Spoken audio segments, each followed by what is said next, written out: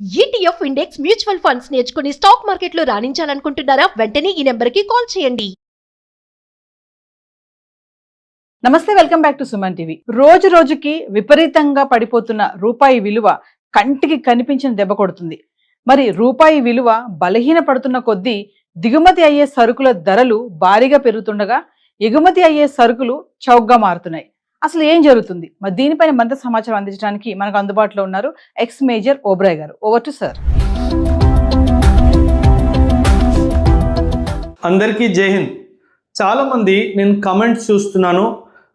ఆ కమెంట్స్లో ఏం రాస్తున్నారంటే, సార్ మన ఇండియన్ రూపీ డాలర్కి కంపారిజన్లో చాలా పడిపోతుంది కదా, మన ఇండియన్ ఎకానమీ ఫెయిల్ అవుతుందా, లేదా మన ఇండియన్ ఎకానమీ మంచిగా పర్ఫామ్ చేయట్లేదా, అసలు దీని వెనుక కారణం ఏంటి, ఎక్స్ప్లెయిన్ చేయండి అని చెప్పి మెసేజెస్ పెట్టారు. సో వాళ్ళ కోసం, మనందరి కోసము నేను ఈరోజు ఈ వీడియోలో అసలు నిజంగానే మన ఎకానమీ ఫెయిల్ అవుతుందా, లేదా దీనికి ఇంకేమైనా కారణం ఉందా, అసలు ఏంటి ఇదంతా, దీని వెనుక కాన్సెప్ట్ ఏంటి, అసలు ఇదంతా క్యాల్కులేషన్ ఎలా జరుగుతుందో దీని వెనుక సైన్స్ అంతా ఎక్స్ప్లెయిన్ చేస్తాను. కొంచెం జాగ్రత్తగా వినండి. ఫస్ట్ ఆఫ్ ఆల్ ఏంటి అంటే, ఒక కరెన్సీ, మనము ఫారిన్ ఎక్స్చేంజ్ అనే పదం మీరు వినే ఉంటారు. ఒక పదము ఫారిన్ ఎక్స్చేంజ్ అనే ఒక పదము మీరందరూ వినే ఉంటారు. ఈ ఫారిన్ ఎక్స్చేంజ్ అంటే ఏంటి అంటే, ఫర్ ఎగ్జాంపుల్ $1 ఈరోజు 90 రూపాయలు ఉంది అనుకుందాం. సో మనకి ఇండియా వాళ్ళు ఎప్పుడైనా బయటికి వెళ్ళాలి అంటే డాలర్స్ తీసుకొని వెళ్తారు సాధారణంగా. సో $1 కొనాలి అంటే ఈరోజు మనం ఇవ్వాల్సింది 90 రూపాయలు. దీన్ని ఫారిన్ ఎక్స్చేంజ్ అంటారు. అంటే ఏదైనా 2 కరెన్సీస్ వాటి మధ్యలో ట్రేడ్ జరిగితే ఒక కరెన్సీ ఇవ్వడానికి ఎంత మన కరెన్సీ ఇవ్వాలో దాన్ని ఫారిన్ ఎక్స్చేంజ్ అంటారు. ఇప్పుడు $1 90 రూపాయలు ఉంది అనుకుందాం. తర్వాత రేపు $1 = 85 రూపీస్ అయింది అనుకుందాం. ఈ సిచ్యువేషన్ని ఏమంటామంటే, దీన్ని ఇండియన్ రూపీ అప్రిసియేషన్ అన్నట్టుగా అంటాం. అంటే ఇండియన్ రూపీ అప్రిసియేటెడ్ వీజవిస్ డాలర్ అని అంటాం. అంటే డాలర్కి విరుద్ధంగా, డాలర్కి ఎదురుగా ఇండియన్ రూపీ 5 రూపీస్ పెరిగింది పర్ఫార్మెన్స్ అని. ఒక్కొక్కసారి $1 ఎల్లుండి, ఇది ఈరోజు టుడే అనుకుందాము, ఇది టుమారో అనుకుందాము, ఇది డే ఆఫ్టర్ టుమారో అనుకుందాం. ఈ డే ఆఫ్టర్ టుమారో ఇంకేదైనా సంఘటన జరిగి ఇండియన్ $1 అమెరికన్ $1 = 95 ఇండియన్ రూపీస్ అయ్యింది అనుకుందాం. ఇప్పుడు దీన్ని ఏమంటారు? కరెన్సీ డెప్రిషియేటెడ్ వీజవిస్ డాలర్ అని అంటాం. ఇక్కడ అప్రిషియేటెడ్, ఇక్కడ డెప్రిషియేటెడ్ అంటాం. అంటే ఇండియన్ రూపీ విలువ డాలర్తో పోల్చుకుంటే తగ్గిపోయింది అని అంటాం. మీరు అనొచ్చు, అదేంటి సార్ అమౌంట్ పెరిగిపోతే తగ్గిపోయింది అంటున్నారంటే, అమౌంట్ పెరిగింది కానీ ఇప్పుడు $1 కొనుక్కోవడానికి 95 రూపాయలు ఇవ్వాలి.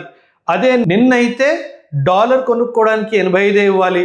అదే ఈరోజు అయితే $1 కొనుక్కోవడానికి 90 రూపాయలు ఇవ్వాలి.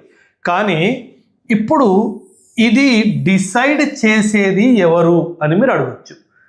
దీన్ని డిసైడ్ చేసేది మార్కెట్ అన్నమాట. దీన్ని డిసైడ్ చేసేదే మార్కెట్. ఎప్పుడైనా గుర్తుపెట్టుకోండి, dollar, rupee or any country currency నిర్ధారించడానికి 2 విధానాలు ఉన్నాయి. ఒకటి ఫిక్స్డ్ ఎక్స్చేంజ్ రేట్ అంటాం. ఏమంటాము? దీని పేరు ఫిక్స్డ్ ఎక్స్చేంజ్ రేట్. రెండవది ఫ్లోటింగ్ ఎక్స్చేంజ్ రేట్ అంటాం. Floating exchange rate. ఒకటి ఫిక్స్డ్ ఎక్స్చేంజ్ రేట్, ఇంకోటి ఫ్లోటింగ్ ఎక్స్చేంజ్ రేట్. ఈ ఫిక్స్డ్ ఎక్స్చేంజ్ రేట్ అంటే మన గవర్నమెంట్, ఇండియా ఎగ్జాంపుల్ తీసుకుందాం. మన గవర్నమెంట్ ఈ ఫిక్స్డ్ ఎక్స్చేంజ్ రేట్, మన ఇండియా ఎగ్జాంపుల్ తీసుకున్నాము, మన గవర్నమెంటే చెప్పేసింది $1 = 80 rupees. We're fixing at this. మార్కెట్తో దీనికి సంబంధం లేదు. అండ్ $1 = 80 రూపాయలు. మీరేమన్నా ఇండియాకి అమ్మాలనుకున్నా, ఇండియాతో ఏమన్నా కొనాలనుకున్నా ఇదే రేటు ఫిక్స్ అని చెప్పాడు. దీన్ని ఫిక్స్డ్ ఎక్స్చేంజ్ రేట్ అంటారు. కాకపోతే ఇక్కడ గవర్నమెంట్ ఇంటర్వెన్షన్ ఉంది, అంటే గవర్నమెంట్ కంట్రోల్ చేస్తుంది అని అర్థం. 1990s వరకు ఇండియాలో ఫిక్స్డ్ ఎక్స్చేంజ్ రేటే జరిగేది. అంటే కొంచెం ముందు నుంచి, కానీ ఆ టైం వరకు ఇండియాలో ఫిక్స్డ్ ఎక్స్చేంజ్ రేటే జరిగేది. కానీ ఇంకొకటి ఫ్లోటింగ్ ఎక్స్చేంజ్ రేట్ అన్నమాట. ఇక్కడ మార్కెట్ ఇంపాక్ట్ చేస్తుంది ఈ ఎక్స్చేంజ్ రేట్ని. ఎలా చెప్తాను వినండి. ఫర్ ఎగ్జాంపుల్, మనం ఎప్పుడైనా సరే మార్కెట్ చూస్తే కనుక 3 ఫ్యాక్టర్స్ని చూడాలి. ఒకటి ప్రైస్, ఒకటి డిమాండ్, ఇంకోటి సప్లై. ఈ మూడింటిని డిటర్మినెంట్స్ ఆఫ్ మార్కెట్ అని అంటారు. Determinants of market demand, supply, price. ఎప్పుడైనా గుర్తుపెట్టుకోండి, ఒక ప్రోడక్ట్కి డిమాండ్ హై ఉంది అనుకుందాం అండ్ సప్లై కాన్స్టెంట్గా ఉంది అనుకుందాం. డిమాండ్ పెరిగింది, సప్లై కాన్స్టెంట్గా ఉంది, సప్లై పెరగలేదు. సో అప్పుడు ఆ ప్రోడక్ట్ యొక్క ప్రైస్ కూడా పెరుగుతుంది. ఒకవేళ డిమాండ్ తగ్గుతుంది, సప్లై కాన్స్టెంట్గా ఉంది అంటే మార్కెట్లో ఆ ప్రోడక్ట్కి డిమాండ్ లేదు కానీ సప్లై చేంజ్ అవ్వలేదు, అదే రూపంలో సప్లై అవుతుంది. అప్పుడు ఏమవుతుంది, ఖచ్చితంగా దాని ప్రైస్ పడిపోతుంది. ఎందుకంటే సప్లై ఎక్కువ ఉంది, డిమాండ్ పడిపోయింది కాబట్టి. డిమాండ్ నార్మల్గా ఉంది, పెరగలేదు, ఎక్కువ అవ్వలేదు. సప్లై కూడా అదే విధంగా ఉంది అనుకోండి, ప్రైస్ కూడా స్టేబుల్గానే ఉంటుంది. కానీ అమెరికన్ డాలర్ విషయంలోకి వచ్చేసరికి కొన్ని విషయాలు దీన్ని ఇంపాక్ట్ చేస్తాయి. అమెరికన్ డాలర్ డిమాండ్, ఇంటర్నేషనల్ మార్కెట్లో కరెన్సీ రేట్స్ ఎలా ఫ్లక్చువేట్ అవుతాయంటే డిమాండ్ సప్లై బేస్ చేసుకొని. ఇప్పుడు అమెరికన్ డాలర్ ప్రపంచమందరికీ కావాలి, ఇక్కడే చిక్కుంది. అమెరికా ఇక్కడే గేమ్ ఆడింది, వరల్డ్ మొత్తంతో గేమ్ ఆడేసింది. వరల్డ్లో, ప్రపంచంలో డాలర్ అందరికీ అవసరం ఉంది. ఎందుకు అవసరం ఉంది? ఎందుకంటే వరల్డ్లో ఇంటర్నేషనల్ బిజినెస్ మొత్తము దాదాపు డాలర్తోనే నడుస్తుంది. ఇప్పుడు ఒక కమాడిటీ ఈ డాలర్ అందరికీ కావాలి అన్నప్పుడు ఖచ్చితంగా ఇంటర్నేషనల్ బిజినెస్ వరల్డ్లో పెరుగుతుంది. కాబట్టి ఈ డాలర్ యొక్క డిమాండ్ ఖచ్చితంగా పెరుగుతుంది. అండ్ అమెరికా తెలివిగా ఏం చేస్తుందంటే డిమాండ్ పెరుగుతున్నా సరే సప్లైని కంట్రోల్ చేయడానికి ప్రయత్నిస్తుంది. సప్లైని కంట్రోల్ చేసింది, డిమాండ్ మాత్రం పెరుగుతూ ఉంది. అప్పుడు డాలర్ విలువ ఏమవుతుంది? డాలర్ విలువ పెరుగుతుంది. నేను చెప్పేగా ఇంటర్నేషనల్ బిజినెస్ అంతా పెరుగుతుంది కాబట్టి డిమాండ్ ఆఫ్ ది డాలర్ కూడా పెరుగుతుంది. ఎందుకంటే ఇంటర్నేషనల్ బిజినెస్ అంతా డాలర్తోనే నడుస్తుంది. ఈ ఇంటర్నేషనల్ బిజినెస్ కూడా పక్కన పెడదాం. ఒక పదం ఉంది, దీన్ని పెట్రో డాలర్ అంటారు. పెట్రో డాలర్ అంటే విశ్వవ్యాప్తంగా వరల్డ్ మొత్తంలో ఏ దేశమైనా ఎక్కడి నుంచైనా ఆయిల్ కొనుక్కోవాలి అంటే, ఆయిల్ అంటే ఇక్కడ పెట్రోలు, డీజిల్, ఇదంతా ఆయిల్ అంటారు, దీన్ని క్రూడ్ ఆయిల్ అంటారు. పెట్రోలు, డీజిల్ ఏ దేశమైనా వరల్డ్లో ఎవరి నుంచైనా ఆయిల్ కానీ పెట్రోల్, డీజిల్ కొనుక్కోవాలంటే అది ఖచ్చితంగా డాలర్లోనే డీలింగ్ జరగాలి. దాన్నే పెట్రో డాలర్ అంటారు. మనందరికీ తెలుసు ఆయిల్ ప్రతి ఒక్క ఎకానమీకి ఇంపార్టెంట్ అండ్ ప్రతి ఒక్క ఎకానమీ వరల్డ్లో గ్రో అవుతానే ఉంది. అంటే ఏంటి? వాళ్ళ ఆయిల్ ఇన్పుట్స్, వాళ్ళ ఆయిల్ ఇంపోర్ట్స్ పెరుగుతానే ఉన్నాయి. అంటే వాళ్ళ డాలర్ రిక్వైర్మెంట్ పెరుగుతానే ఉంది. అంటే వాళ్ళ డాలర్ డిమాండ్ పెరుగుతానే ఉంది. అంటే ఏంటి అర్థము? ఇక్కడ డాలర్ డిమాండ్ పెరుగుతానే ఉంది కానీ అమెరికా వాడు సప్లైని కంట్రోల్ చేస్తున్నాడు కాబట్టి వాళ్ళ డాలర్ ప్రైస్ పెరిగిపోతుంది. అందుకే ఎప్పుడైతే ఇది జరుగుతుందో నా రూపీ బాగా పర్ఫామ్ చేయట్లేదు కాదు, వీడు కంట్రోల్ చేస్తుండడం వలన వీడి డిమాండ్ పెరిగిపోతుంది అండ్ వీడి డిమాండ్తో పాటు వీడి ప్రైస్ కూడా పెరిగిపోతుంది. అందుకే it is not that Indian rupee is not performing, it is that the demand for the dollar is increasing. అందుకే the price of rupee is falling. నా ఎకానమీ వీకేం కాదు, one of the strongest economies in the world today, proudly చెప్తాను. And one of the most stabled economies in the world. America వాడు 50% tariff విధించిన తర్వాత ఏ economy కూడా తన కాళ్ళ మీద నిల్చోలేదు. కానీ మనం ఫరక్ పడదు అని చెప్పేసి ధైర్యంగా వాడిని అడుక్కోకుండా ధైర్యంగా దాన్ని కూడా ఫేస్ చేసాము. ప్రపంచంలో మొట్టమొదటి ఎకానమీ మన ఇండియాది. ఎందుకంటే మనం మార్కెట్లో అంత స్ట్రెంగ్త్ ఉంది కాబట్టి. ఇప్పుడు మనం ఏమంటున్నాము? అమెరికన్ డాలర్కి డిమాండ్ ఎక్కువ ఉంది కాబట్టి వాడు సప్లైని కంట్రోల్ చేస్తున్నాడు కదా, అందుకే వాడు ప్రైస్ పెరిగిపోతుంది అన్నాం. ఇప్పుడు ఆర్బీఐ ఏం చేస్తుందంటే చాలా తెలివిగా, ఎందుకంటే వీడు సప్లైని కంట్రోల్ చేస్తున్నాడు. మన ఆర్బీఐ దగ్గర ఫారిన్ ఎక్స్చేంజ్ రిజర్వ్స్ ఉంటాయి, మనందరికీ తెలుసు. దాదాపు $700 బిలియన్ ఫారిన్ ఎక్స్చేంజ్ రిజర్వ్స్ ఉంది. అప్పుడు ఆర్బీఐ ఏం చేస్తుంది, ఆ రిజర్వ్స్ నుంచి కొన్ని డాలర్లు తీసి ఇంటర్నేషనల్ మార్కెట్లో డంప్ చేస్తుంది. ఈ ప్రాసెస్ని మార్కెట్ ఇంటర్వెన్షన్ అంటారు. ఈ ప్రాసెస్ని ఏమంటారు, మార్కెట్ ఇంటర్వెన్షన్. సో ఇప్పుడు ఏమవుతుంది, సప్లై పెరుగుతుంది. ఎవరు సప్లై, డాలర్ సప్లై పెరుగుతుంది. ఎందుకంటే ఆర్బీఐ ఏం చేసింది, తన దగ్గర ఉన్న డాలర్స్ని తీసుకెళ్ళి ఇంటర్నేషనల్ మార్కెట్లో డంప్ చేస్తుంది. ఇప్పుడు సప్లై పెరిగింది, డిమాండ్ కూడా పెరిగింది, దానికి తగ్గట్టుగా సప్లై కూడా పెరిగితే అప్పుడు ప్రైస్ ఏమవుతుంది, ప్రైస్ ఈక్విలిబ్రియంకి చేరుకుంటుంది.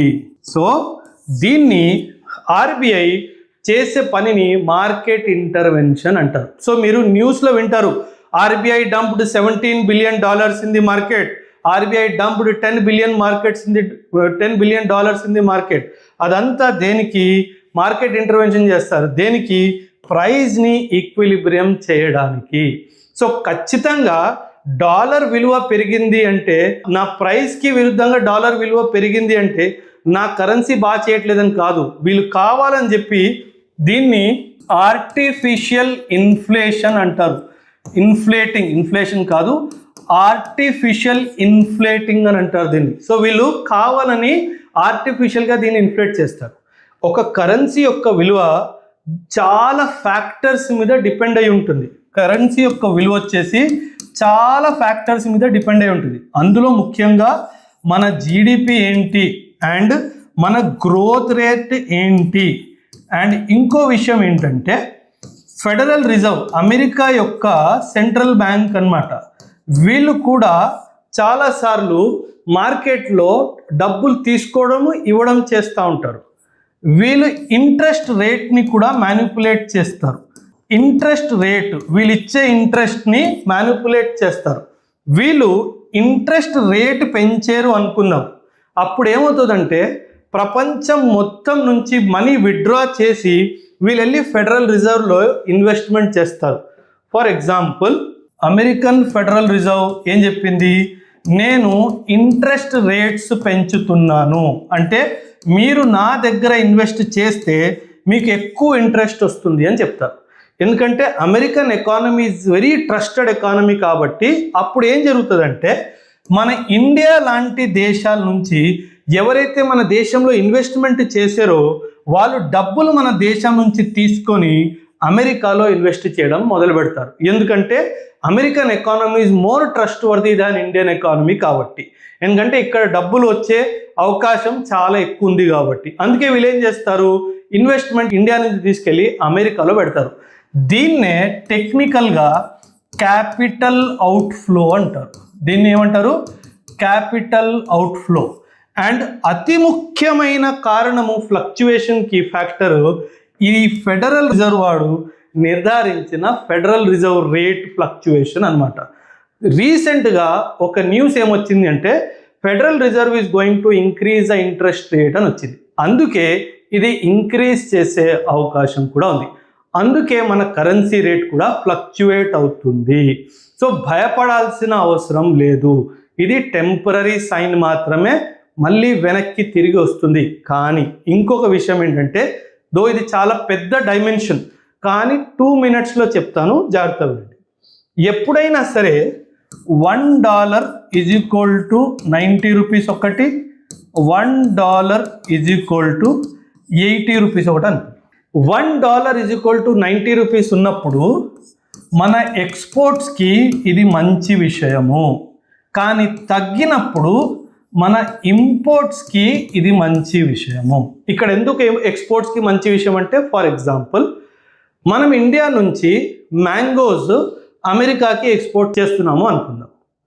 ముందు ఎంత ఉండేది ప్రైస్ 80 రూపీస్, ఇప్పుడు ఎంత అయింది 90 అయింది.